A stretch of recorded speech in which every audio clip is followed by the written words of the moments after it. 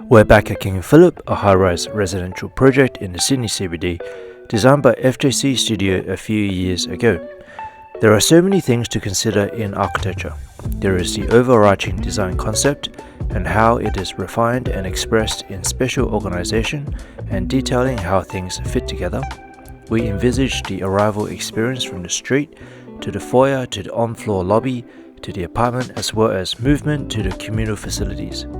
Then there are the pragmatic things like views, ventilation, shading, structure, services, fire safety, and more. Hi, I'm Andrew. I've been working as an architect for 25 years, and I make websites and now YouTube videos. There's so much to talk about in architecture, but Tony and I could only tackle a few topics. This is a 3-part series. In last episode, link in the top right hand corner, we covered the competition, DA, and facade concept. In this episode, we are covering our observations as we revisit King and Phillip, facade detailing, and the jewel box. So hope you can sit back, relax, and enjoy. And if you like this type of content, please like and subscribe. The screens, some of the parts are repetitive except for the GRC frame. Actually, when you look at it now, revisiting after a while, what do you notice? Proportionally, the podium and the loggia, the jewel box, work really well. But remember how Galileo commercially wanted to stretch the upper portion of the tower? Yep. We made it wider, Yep. whole thing a little bit, I think. So, but you can notice it from here, I think. I wish it was more compact, more narrow. But other than that, I think I quite like this view. I've noticed that it's super clean. Sometimes you see parapets that get quite dirty because of the way the detailing, the dirt kind of slips down the front. This looks all right. Yeah, it looks okay. Well, I wish though, this is what the builder said after the project was completed.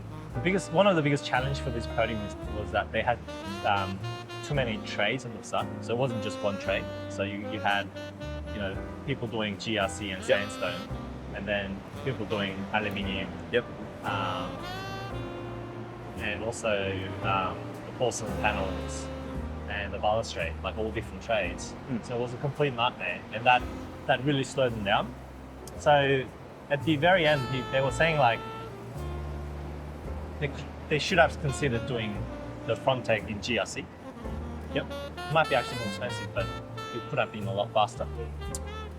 Yeah.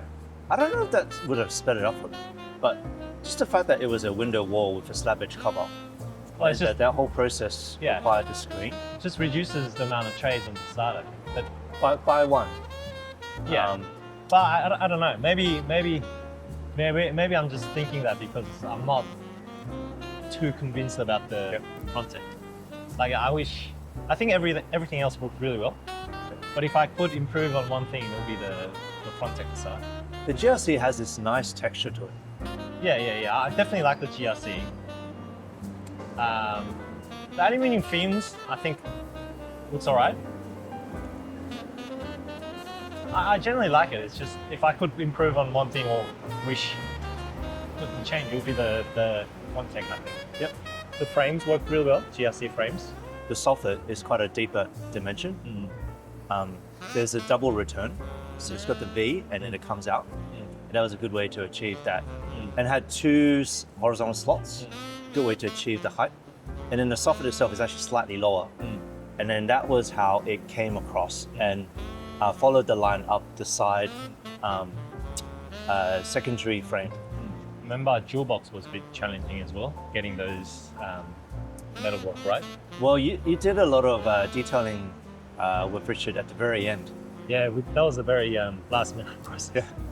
And then that substation ventilation and lobby ventilation, those grills. Substation ventilation was definitely a challenge.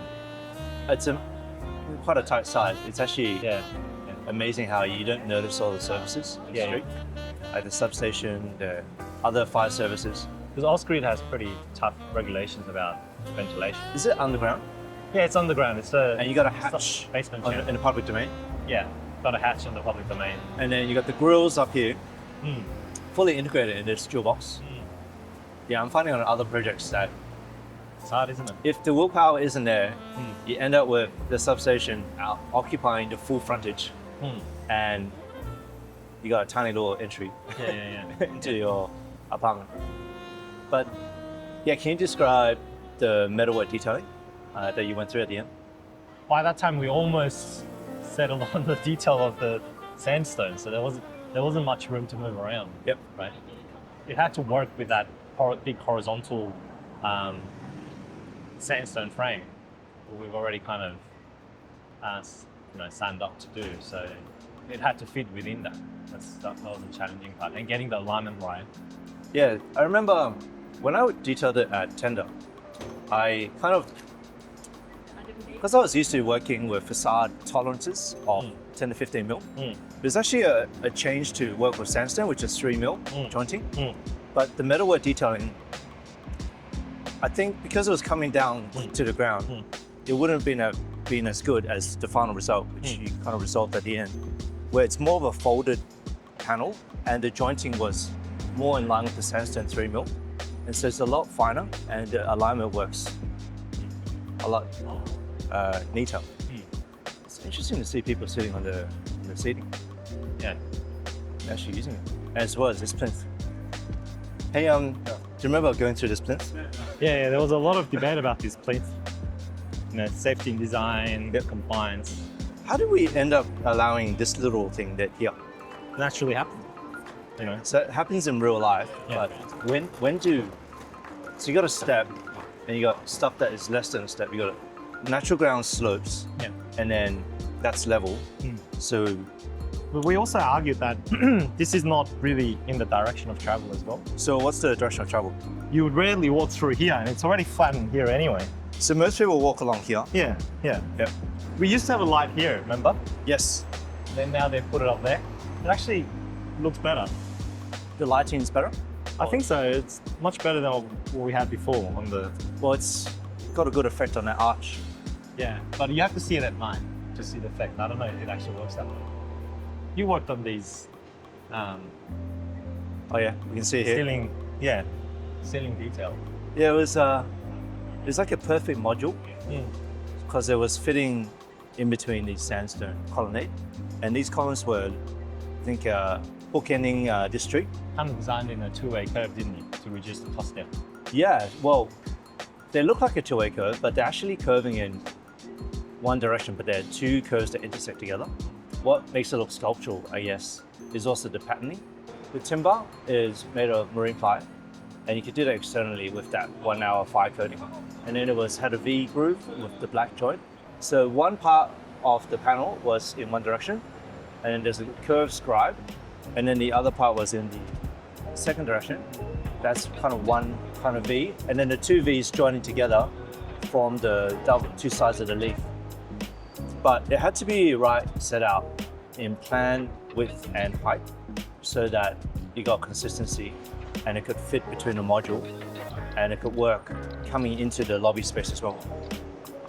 And that returns into the lobby, doesn't it? Yeah. That was a bit of a breakthrough because it was easy to work through this module on its own. But then we're thinking, how does it actually go through into the lobby? Well, in the very beginning, we didn't know what's going to go into the lobby. It just came up, like the idea came up while we were designing the lobby, right? But yeah, we had the timber leaf, which had that First Nations reference. And then in between the timber leaf was this GRC arch. Yeah, a lot of people don't actually know that's GRC. They all think it's sandstone. Well, yeah. So you've got sandstone outside and then GRC inside.